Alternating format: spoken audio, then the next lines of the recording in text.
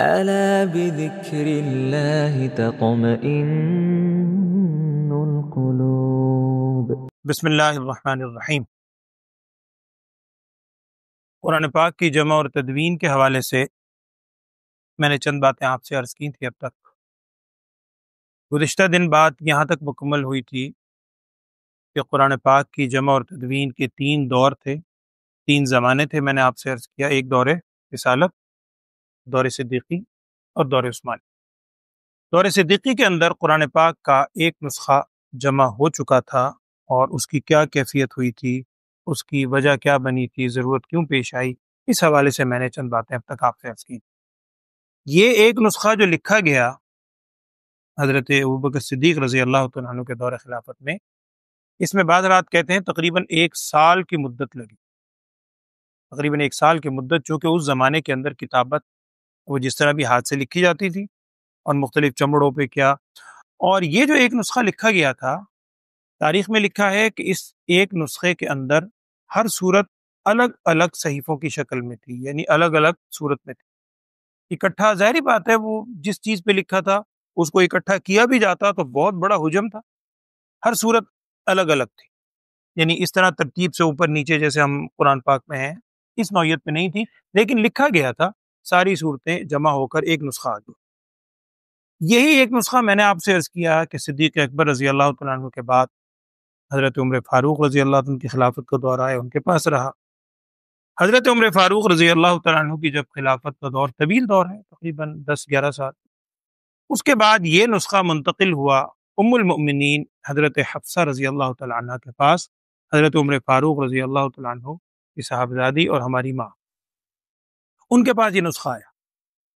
اس کے بعد دور آ گیا دور عثمانی، اور یہ میں بات آپ سے عرض کر چکا ہوں کہ درمیان میں دور فاروقی کو ہم ذکر اس لیے نہیں کرتے کہ جمع اور تدوین قرآن میں دور فاروقی میں کوئی مزید پیش رفت نہیں ہوئی، اور بہت سی فتوحات ہوئی، مزید پیش رفت نہیں ہوئی۔ اب جب دور عثمانی آیا تو دور عثمانی میں آخر کیا واقعہ پیش آیا جس وجہ سے دوبارہ سے اس کو نئے سرے سے اثر نو جمع کرنے کی اور کچھ سیٹنگ کی ضرورت پڑی؟ اس میں مختصر میں 1-2 بات آج کر دیتا ہوں، باقی شاید کل اس کی تفصیل اور آ جائے گی۔ وہ یہ ہے کہ یہ آپ کے علم میں ہے کہ دور فاروقی میں اسلام پھیل چکا ہے، عرب سے نکل کر عجم تک آ گیا، بہت سے مختلف علاقے، شام ہے، روم ہے، یہ ساری تقریباً آباد ہوتے، یعنی اسلام کے زیر نگیں آ چکے ہیں، ایران وغیرہ۔ تو اب ایک صحابی ہیں حضرت حذیفہ بن یمان، حضرت حذیفہ بن یمان، یہ اس وقت آئے، یہ جو رشیا کی اس وقت ریاستیں آزاد ہو چکی ہیں، آرمینیا، آذربائیجان، کتابوں میں نام لکھا ہے، اس علاقے تک یعنی اسلام پھیل چکا تھا، آ گیا تھا۔ حضرت حذیفہ بن یمان رضی اللہ تعالیٰ عنہ، کچھ اور صحابہ بھی تھی، یہ اس خطے میں آئے، جہاد کے غرض سے آئے، جو بھی صورت یہاں آئے، تو یہاں انہوں نے بعض حضرات کو قرآن پاک کی آیات پڑھتے ہوئے اختلاف کرتے ہوئے دیکھا۔ وہ اختلاف کیا تھا؟ یہ پورا ایک موضوع ہے طویل، میں مختصر صرف ایک مثال آپ کو دے دیتا ہوں، اور یہ مثال ضروری نہیں ہے کہ ان کے سامنے پیش آئی ہو، میں سمجھانے کے لیے آپ کو آسان ترین مثال دے دیتا ہوں تاکہ آپ کو بات سمجھ آئے اس اختلاف کی نوعیت کیا تھی۔ وہ یہ ہے کہ نبی صلی اللہ علیہ وسلم نے ایک حدیث میں ارشاد فرمایا، نزل القرآن علی 7 احرف، حدیث ہے، نزل القرآن علی 7 احرف، قرآن نازل کیا گیا ہے 7 حرفوں پر، احرف حروف کی حرف کی جمع، 7 حرفوں پر قرآن نازل کیا گیا۔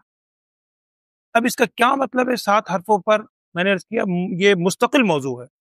عام فہم اس کا مطلب یہ ہے کہ قرآن پاک پڑھنے کے مختلف طریقے ہیں، مختلف قراءات ہیں، روایات جسے آپ بولتے ہیں، ان میں 7 مختلف طریقے ہیں جس سے آپ صلی اللہ علیہ وسلم نے مختلف بعض الفاظ کو پڑھنے کی اجازت دی۔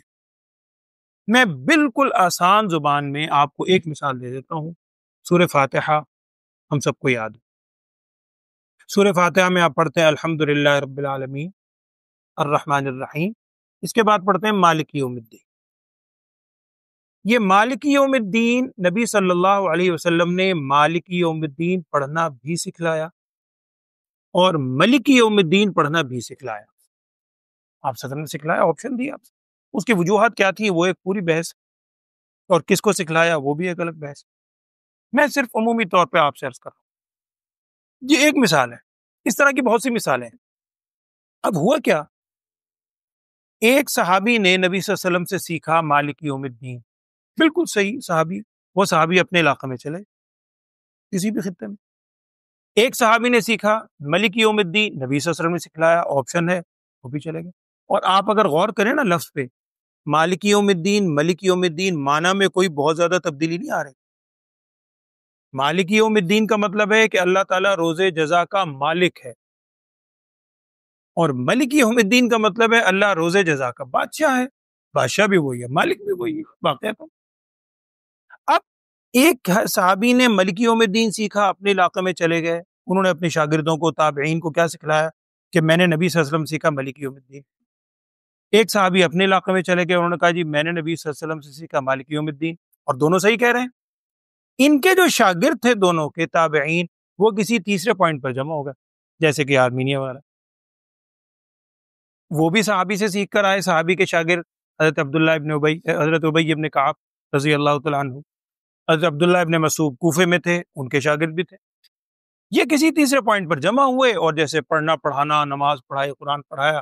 اب ایک پڑھنے لگا مالک یوم الدین، انہوں نے ہاتھ پکڑ لی، کہنے لگی یہ کیا پڑھو، میں نے صحابی رسول سے سیکھا ہے کہ نبی صلی اللہ علیہ وسلم نے سکھایا ملک یوم الدین۔ کہتے تم کیسے کہتے ہو، میں نے بھی صحابی رسول صلی اللہ علیہ وسلم سے سیکھا ہے، انہوں نے آپ سے سیکھا ہے مالک یوم الدین۔ اب اختلاف تو ہو گیا، حالانکہ سچے دونوں ہیں۔ اب اصل بات کہ یہ آپشن ہے، یہ نبی صلی اللہ علیہ وسلم نے سکھلایا، اصل بات کا تو ان کو معلوم نہیں، اور وہ بعض ان میں عرب بھی نہیں ہیں، عجمی ہیں۔ حضرت حذیفہ بن یمان، یہ آپ صلی اللہ علیہ وسلم کے رازدان کہلاتے ہیں، ان کا لقب ہے صاحب السر، حضرت حذیفہ، ان کو آپ صلی اللہ علیہ وسلم منافقین کے نام بتلا رکھے تھے۔ بہرحال یہ حضرت حذیفہ بن یمان رضی اللہ تعالیٰ عنہ جب آئے تو انہوں نے اس نوعیت کا، یہی نہیں کہ آپ کہیں یہی اختلاف تھا، اور مختلف جگہوں پر کوئی بھی ہو سکتا ہے، انہوں نے اس نوعیت کے کچھ اختلافات دیکھے قراءات کے، یہ چونک گئے۔ ان کو پتا تھا ساری چیزوں، آپ صلی اللہ علیہ وسلم کی صحبت میں رہے، انہوں نے کہا کہ اوہو یہ تو واقعی بڑی احتیاط والی بات، ابھی تو ہم صحابہ موجود ہیں دنیا میں، اور یہ لوگ تو عرب بھی نہیں، ان کو تو عربی بھی نہیں آتی۔ اگر ان کو ہم نے ایک جگہ پر جمع نہ کیا کسی چیز پر، اور لوگوں کو یہ ساری صورتحال نہ سمجھائی، تو آگے چل کے یہ تو جھگڑا ہو سکتا ہے کہ یہاں تک پہنچ جائے کہ تو غلط ہے، تو کافر ہے، جملہ ہی غلط ہے، ممکن ہے یہاں تک پہنچ جائے۔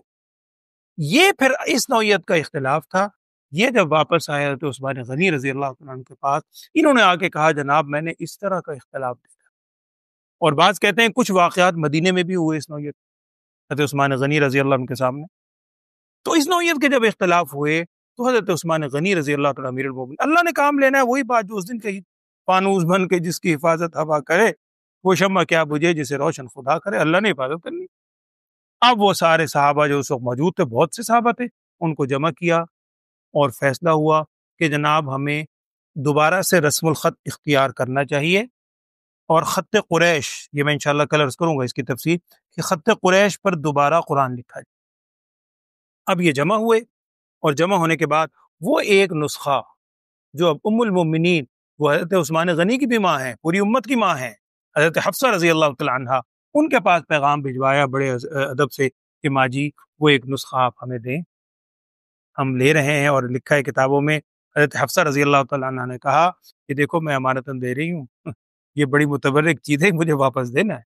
انہوں نے کہا ماں جی آپ کی امانت ہے، یہ ہم محبت سے لے رہے ہیں، یہ صورتحال ہے، اور انہوں نے بھی کہا کہ واقعی بات تو صحیح ہے۔ اس طرح کر کے وہ نسخہ منگوایا، اور آخری بات آج کی یہ ہے کہ وہ جو کمیٹی بنائی، اللہ جس سے کام لینا چاہے، اس کمیٹی کے امیر پھر وہی صحابی بنے، حضرت زید ابن ثابت رضی اللہ تعالیٰ عنہ، جو آپ کو یاد ہوگا کہ دور صدیقی میں بھی امیر ہوئی تھے، مین کردار ان کا تھا، اللہ نے جس سے کام لیا۔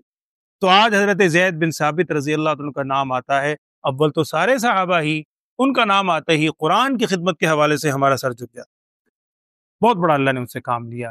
اللہ تعالیٰ ان کو کروڑہ نعمتیں ان ہستیوں پر نازل فرمائے، اور اس کے بعد پھر کیسے جمع ہوا، کس طرح ہوا دور عثمانی، یہ میں انشاءاللہ کل آپ سے عرض کروں گا۔ اللہ تعالیٰ ہمیں قرآن سے صحیح محبت اور قرآن پر عمل کرنے کی توفیق دے، آمین۔ وآخر دعوانا الحمدللہ رب العالمین۔